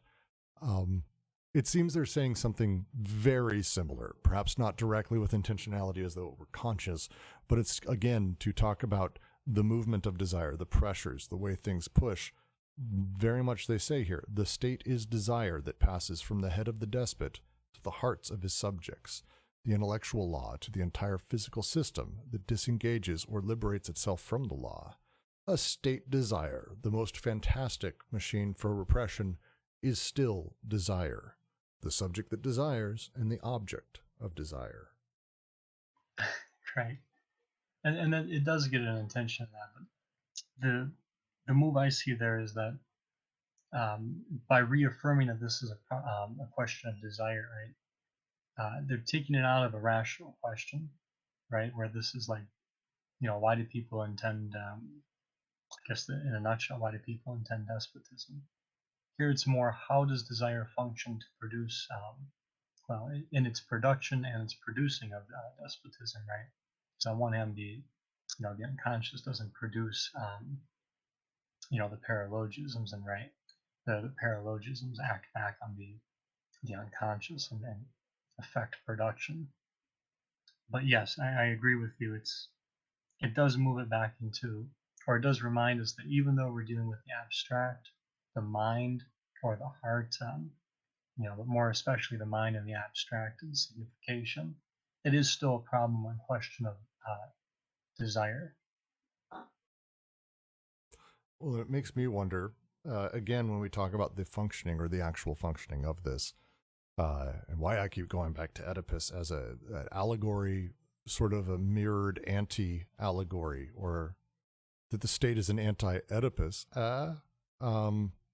This idea of desire pushing down from the very top of the molar. Like in that direction, the desire passing from the head of the despot to the hearts of his subjects. That conception of the molar, and then opposite that, saying desire moves from the organs of the subject to the head of the subject, effectively. And in between is where we have this wonderful, interesting sort of clash. It feels as though they're playing towards sort of, I don't know, are they playing? There's a scene in Dragon Ball that always happens. He's got his big giant fucking laser, and then whatever enemy has the opposite color, and they're mashing at each other, and then it's just about which one is stronger. Is this like that it's desire one direction and then the other, and whichever manipulates the best or utilizes the best comes out the other side, and where those things collapse? I'm making a meme about this later. Where those collapse, that's subjectivity and how we actually act in society. I'm memeing that. That's going to have to be a fucking picture. I mean, that's like all of Dragon Ball Z, right? It's always who has the bigger Saiyan blast or the larger Saiyan hair, right? Not to make it Freudian, but yeah, I think it's even more consistent than that, though. If there is any counter positioning, right? If there is any, because we do still have the Braits, right? We still have, the move, the oblivion and the return. But I think in all of that, right, you have an intellectual desire as much as you have an emotional desire, which breaks down the traditional, the idea that anything happening in the head would be like rational, right? And then there's, like an irrational component that kind of is more emotional, or that's, in some of the more basic conceptions of classical philosophy, right? That the head has to govern the heart, right? That kind of thing. That all kind of, I think, breaks down here, where I think the heart would be as capable of rational thought here as the intellect, the mind of the despot, if you like, even is capable of and actually produces desires, right? I mean, there has to be one question. If not, that's fine. I'm more than happy to allow this to sort of close out. Anyone, I'm open. So is he saying that the common to all these different kinds of, social systems, hierarchical systems, it's basically comes down to the despotic state, right? State of desire. I think the argument would be made that in the same way that a lot of stuff within society can come back to, I'm going to keep coming back to Oedipus as my example for this. Deleuze and Guattari would never say that everything comes back to Oedipus, that Oedipus does things, or Oedipus is a construct. Oedipus is a series of parts, a lot of them, granted. The state, similarly, isn't like a thing that exists. It's a representation or an assemblage that does stuff with a shitload of very complex interrelated parts. I think their argument here in this section at a top level is saying that in a similar way to how Oedipus that sort of has sat behind and parts of it have organized over time, that we have this underlying Oedipus, not the one we know today, but this underlying piece that's kind of haunting and now coming to fruition. Very early on, there was almost this opposite thing happening at the social level, where there was a creation of this thing called the state that again, early an idea that was able to sort of get some people to organize together. As that idea hardened over time and concretized, now it's assumed to be the base nature of everything. And it's not the same exact state. It's not identical to that. The despotic state was kind of a state par excellence because it put the state in a position of absolute and total power and control in a very different way, imminently with the controls of the despot. As they say, the state desire is that of the despot. The despot's desire goes to those underneath him. In the same way, this pushes towards that. So it's the pieces of the state started then.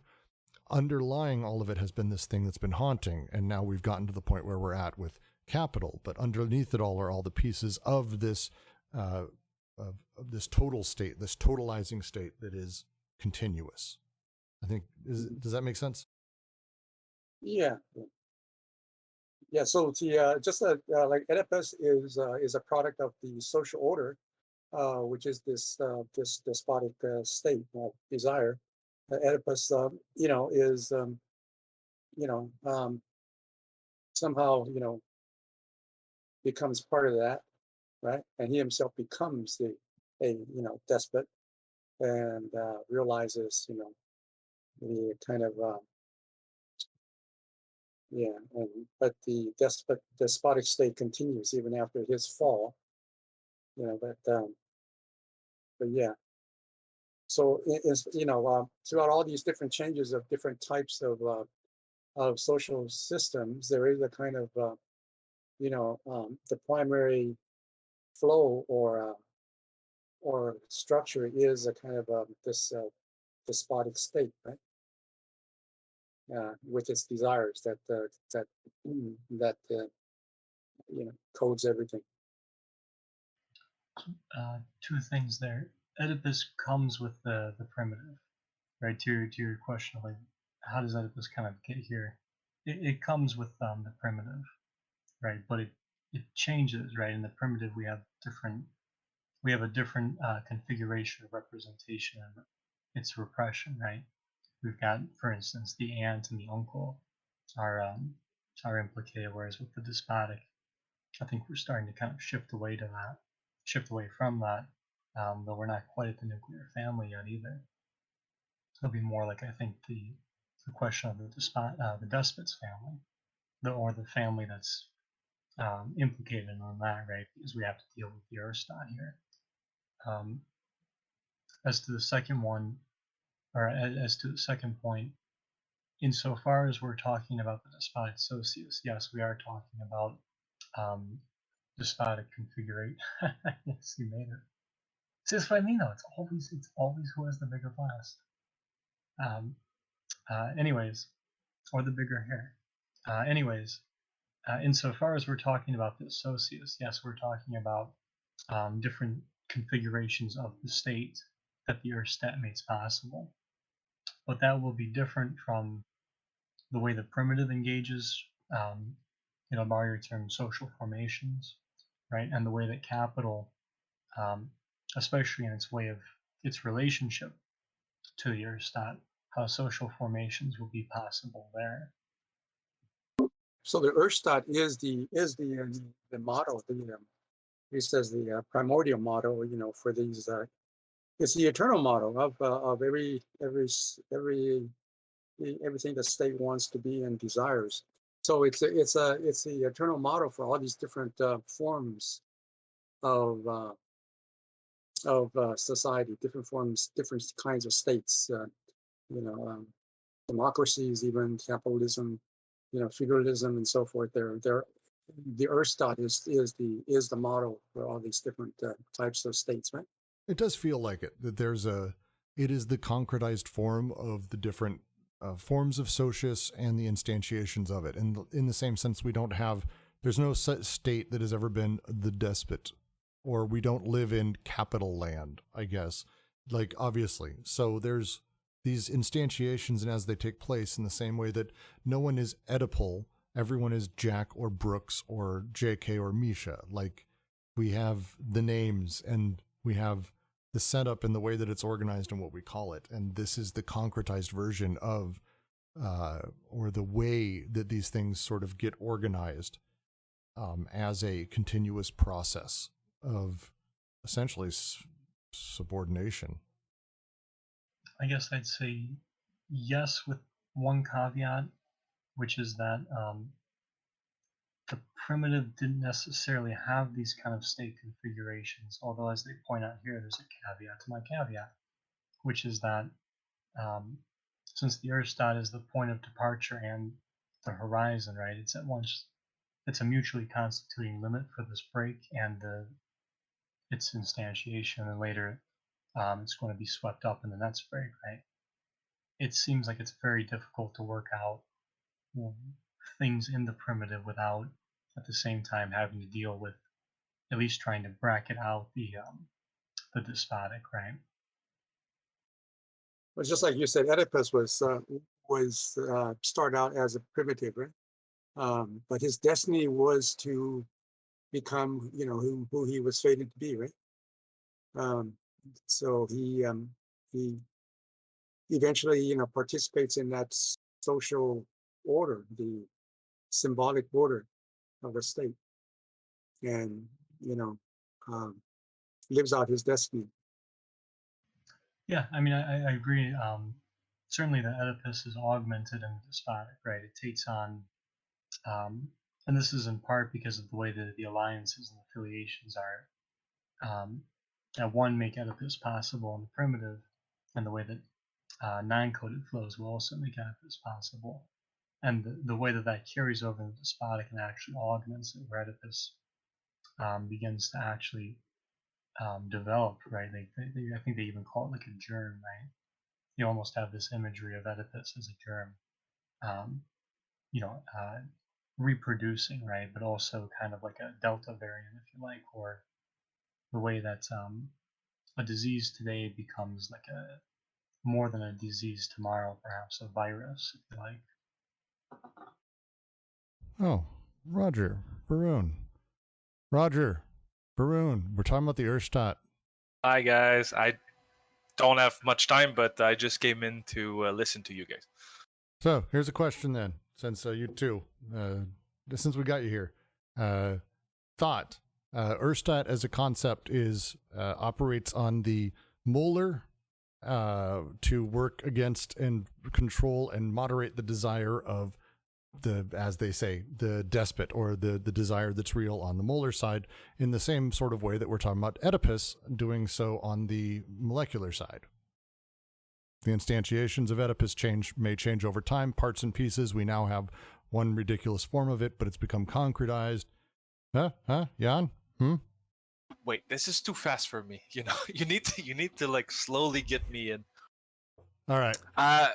And that's the thing. It's for questions like this. The Urstaat would be the original form of the state, like the essence of it, or like the germ, or whatever, like the seed that is behind it. And that's the idea that has always been there, in the potential. And then it's being actualized. The way you formulate the question, I'm just gonna re-question the question.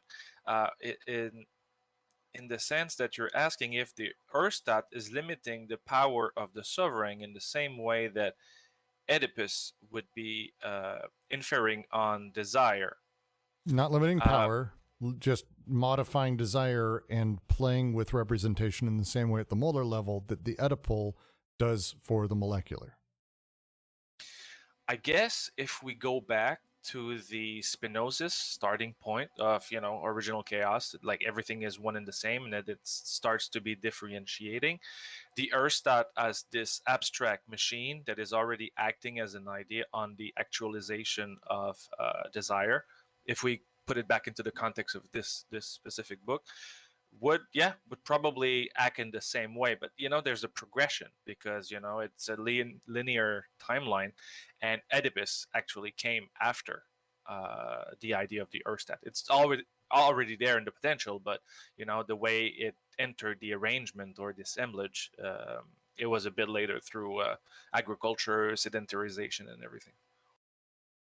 Oedipus operates inside of the molecular as a representational idea that over time has become significantly concretized, especially in how not only our unconscious behaves, but how we act, how we treat, how we work with desires, the way that it creates anti-production within us, and the way that allows production to flow. It organizes production and forces us towards a handful of sort of significantly hierarchically based power coordinations inside of the triangulation.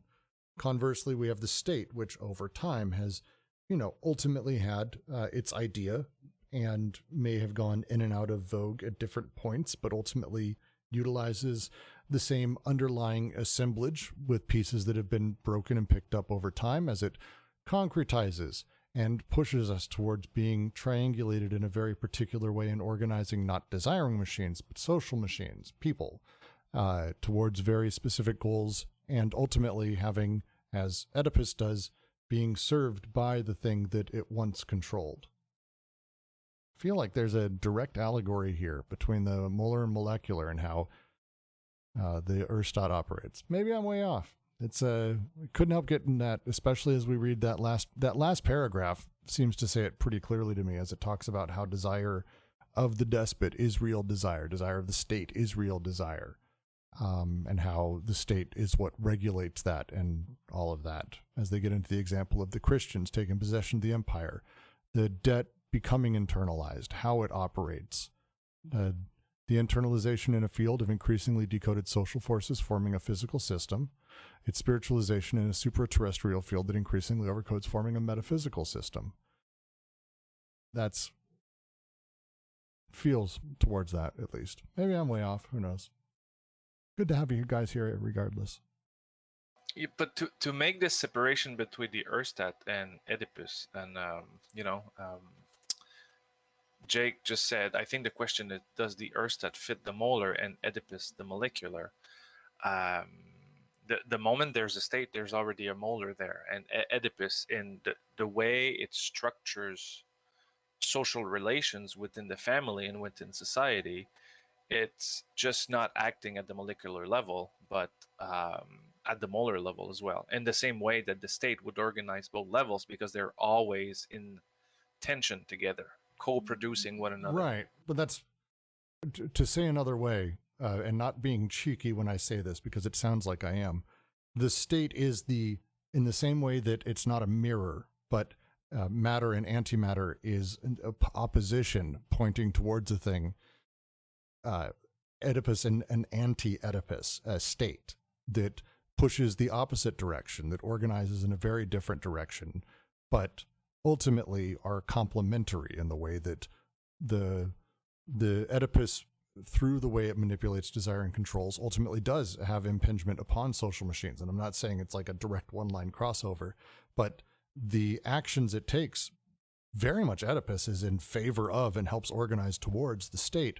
Conversely, the state, by doing what it's doing and utilizing class and private property and other elements, is helping Oedipus and pushing the other direction. And as it goes down, by impinging upon the molecular in the way that the state does, it's actually doing its part. And also the co-creation sort of Oedipus. They seem to be feeding each other in part, sort of across the midpoint, if you will, between the molar and molecular.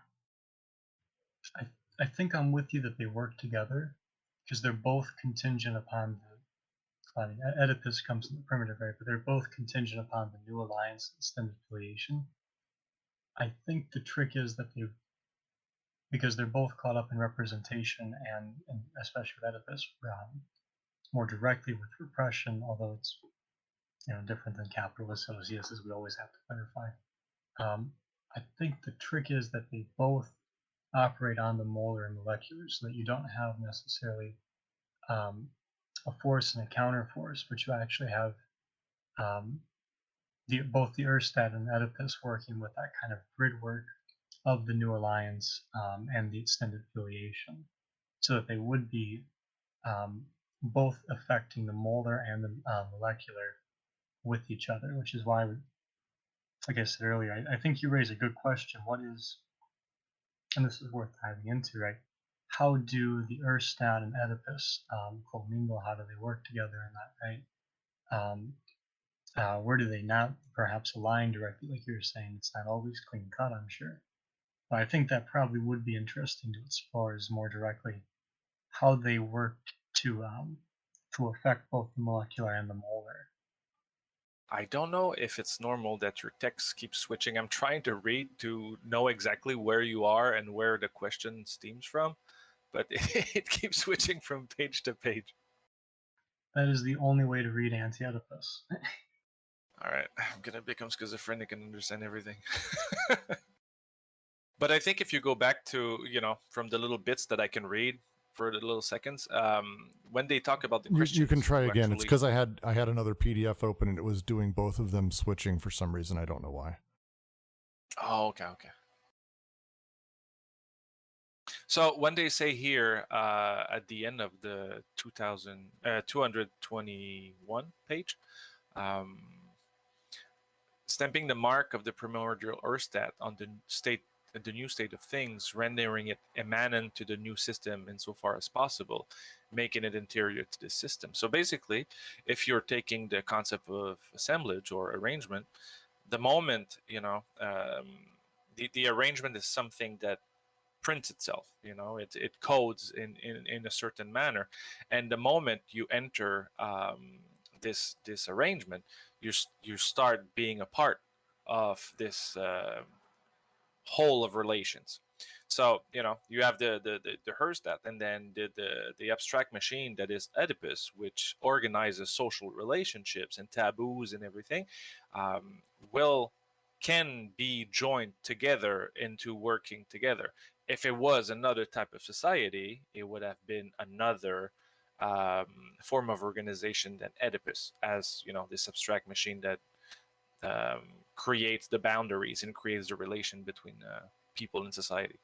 But the Oedipus you're talking about is specifically the capitalist socius, because Oedipus as a thing doesn't just sit there and is the thing that is, or is it, have I been misreading this? Like Oedipus is the thing that is always underneath us.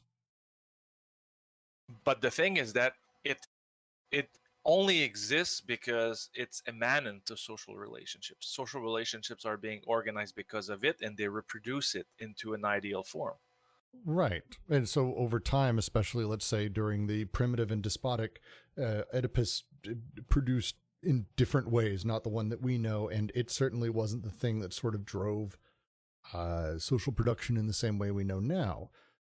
One of the things they're discussing with the Urstaat is that the state at some point becomes produced through the nature of some guy wanders near a series of villages, says, "Hey, I'm your god, believe in me." "Yes, we'll believe in you." "See, yay, I now have Asiatic production. I control what they do. We control each other." There you go. The one city's being sort of ordered from on high. There is absolutely, to me, it feels like an allegory there between that and the way representation functions to the subject and to desiring machines, the singular idea that now organizes production, that organizes desires of the subjects, that is now happening in a different regime.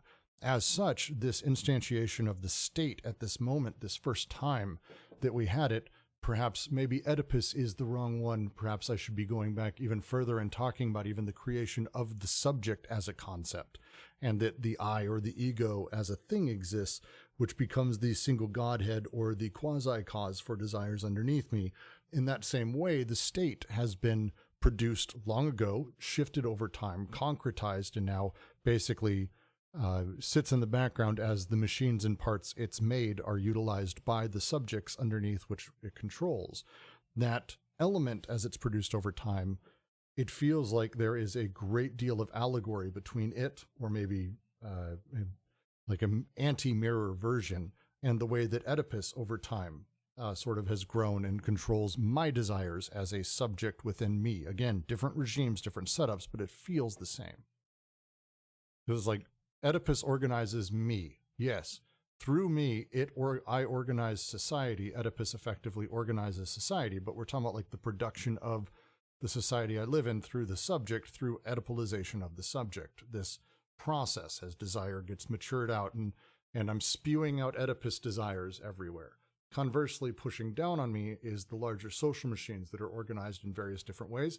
Yes, organized via that Oedipalization, but now we also have the state as this other element that's pushing down, and it doesn't directly do so. Instead, it utilizes class, which it invented at one point, and lo and behold, subjects went, hey, this fucking class thing's great, I'm going to keep it around, and is pushing kind of downwards at a different type of repression, but ultimately in service of continuing the same sort of lie, this idea of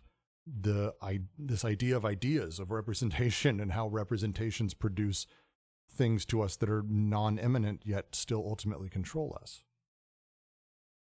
No, because it's a loopy understanding of development, because it's not like just one thing that produced the other. It's one thing that produced another thing that produces another thing that reproduces and co-produces the stuff that produced them at the beginning. So it's always something that loops back into like this feedback system that keeps going. So that's why it's difficult to explain. Yeah, I mean, this is in 1,000 Plateaus, they call this the reciprocal presupposition, right, between the plane of immanence and the virtual. And this. So it's. I mean, a simple way to think about it is just they're reworking the law of causality to one, account for contingency, and also allow for creativity at the same time, right? So in this sense, right, we create the world, but the world creates us in the same time. That's sort of a simplification of the logic that's occurring. And this appears all the way back in Difference and Repetition, right, with Chapter 4, the use of differential calculus. It's only through reciprocal determination that we come to find the meaning of differential y and differential x.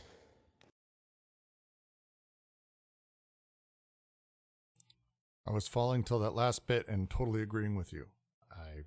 I'll have to go back and re-listen to that last bit. Well, yeah, it's pretty much.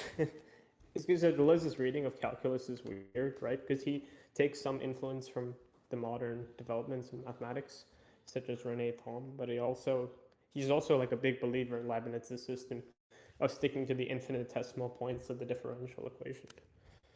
So, when you have a curved line, the way to find a curved line is if you put 2 points together in the line, you make it into a reciprocal fraction, then you can finally find the value of a slope of a curved line. Well, he plays a lot with that. Again, not someone who's a math guy. Logic Ascents, he has a lot of these as he moves towards singularities and is playing with the same type of thing as well. He makes some references towards that. I haven't read The Fold in a long time, but I remember it from that as well. Yeah. And that's one of the points when you're like trying to switch from Deleuzean perspective in philosophy and try to operationalize it into social sciences. It becomes a little bit difficult, but we can talk about it some other times. But it's the way that social development happens into a society. It responds to this, this differentiation as well.